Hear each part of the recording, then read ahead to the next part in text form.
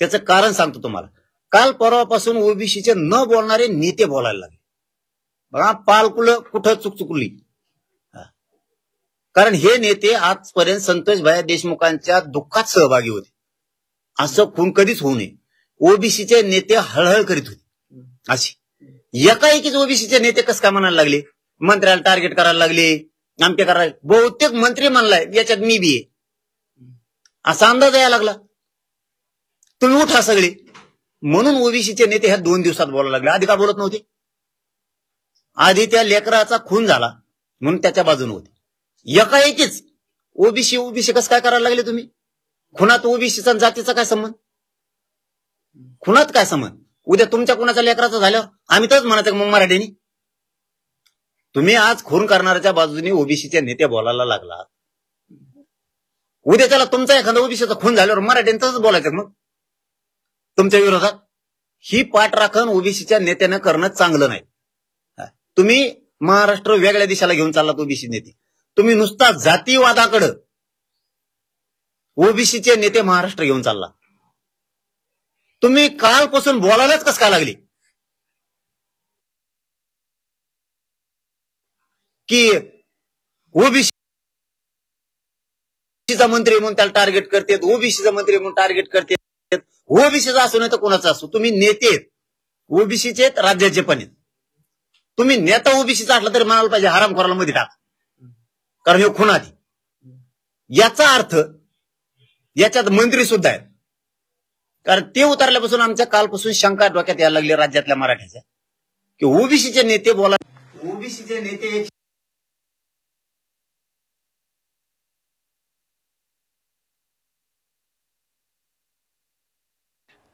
तर मनोज जरांगे पाटील यांनी आरोप केलेला आहे. अशी घटना राज्यात कधीच झाली.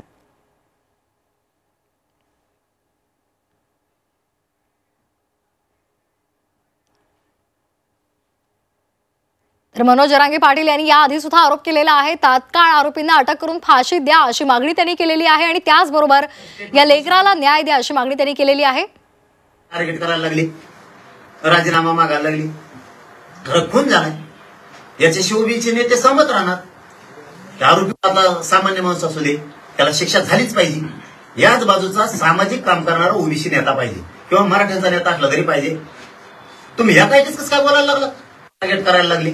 याचा अर्थ काय होतोय की ओबीसीच्या नेत्याला माहीत झालंय ही बी त्याच्या ठेवून 100% चौकशी व्हायला पाहिजे, मुख्यमंत्र्यांनी करायला पाहिजे. कारण ओबीसी नेते कसं काय बोलायला लागले. आता याला कुणी सुटता कामा नये. प्रतिक्रिया काय देऊ द्या.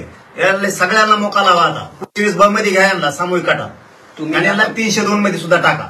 तुम्ही आता मोठं विधान केलंय की या प्रकरणामध्ये एका मंत्र्याचा समावेश आहे. अरे तेच बोलायला कालपासून का शंका येऊ नये. आम्ही आतापर्यंत काही बोललो का?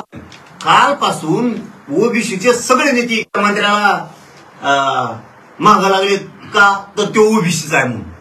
खून करणे झाला इथं, त्याचं कोणी नाव बी घेतलं नाही. तुम्ही ओबीसीचे नेते जबाबदार आहेत, सामाजिक काम करताय. तुम्ही राजकीय नेते नाहीयेत. ओबीसीचे जे नेते आहेत ना हे सामाजिक काम करणारे. त्यांना सामाजिक तेढाचं भान असलं पाहिजे. ओबीसी नेते जातीवाद करायला लागले. आता ओबीसीचा मंत्री असो नाही तर मराठ्याचा मंत्री असो, तुम्ही त्याला पाठीशी कसं काय लागली. ही शंका रात्रीपासून राज्यातल्या पुऱ्या मराठ्या, पण मराठ्यांच्या मन आता खवळून उठले की ओबीसीचे नेते बोलायला लागले. त्याचा अर्थ